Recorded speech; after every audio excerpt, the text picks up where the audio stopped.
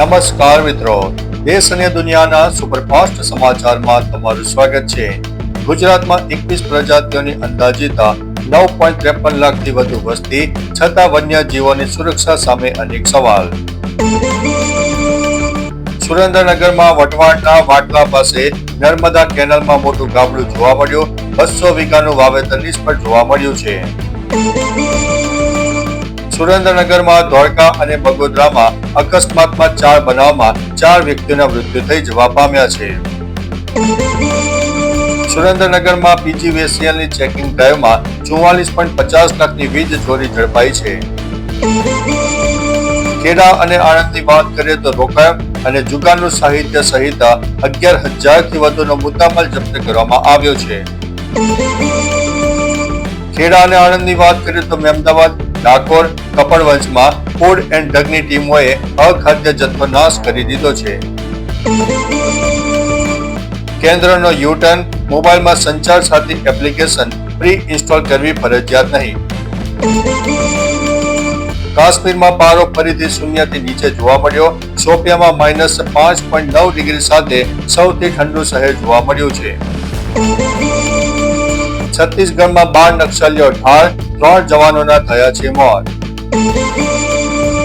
ભારતના મિત્ર તરીકે 1971ના યુદ્ધમાં રશિયાની હતી નિર્ણાયક ભૂમિકા। એકલે હાથે અમેરિકા, ચીન અને બ્રિટનને ડરાવ્યા હતા। ભારતની સૌથી મોટી એરલાઇન ઇન્ડિગોમાં ક્રૂની અછત જોવા મળી છે। 200 ફ્લાઇટો રદ જોવા મળી, કંપનીએ માફી માંગી છે। એઆઈની મદદથી ફેક ન્યૂઝ ફેલાવનારાઓની હવે ખેર નહીં, કડક કાયદો લાવવાની તૈયારીમાં। 36 કલાકમાં લેવાશે એક્શન। દંતેવાડા બીજાપુર બોર્ડર પર જંગલનું સેનાનું મોટું ઓપરેશન સામે આવ્યું છે। 12 નક્સલીઓને ઠાર કરવામાં આવ્યા છે, જેમાં 3 જવાનો શહીદ પણ થયા છે।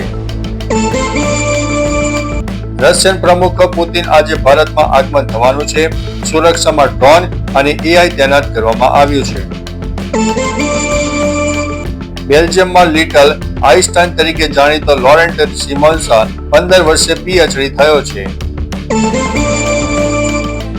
અસીમ મુની ભારત સાથે યુદ્ધ કરવા માંગે છે। ઇમરાનના બહેન અલીના ખાને કર્યો છે જબરજસ્ત ધડાકો। અમે યુદ્ધ માટે પણ તૈયાર છે। યુક્રેન શાંતિ મંત્રણામાં અવરોધ ઉભા કરતા યુરોપીય રાષ્ટ્રોને પુતિને આપી દીધી છે ચેતવણી।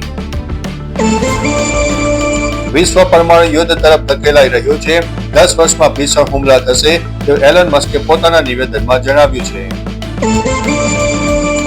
ઇન્ડિયા વર્સિસ સાઉથ આફ્રિકાની મેચમાં વિરાટ અને ગાયકવાડની સદી એળે ગઈ। રોમાંચક મેચમાં સાઉથ આફ્રિકાની 4 વિકેટથી જીત જોવા મળી છે।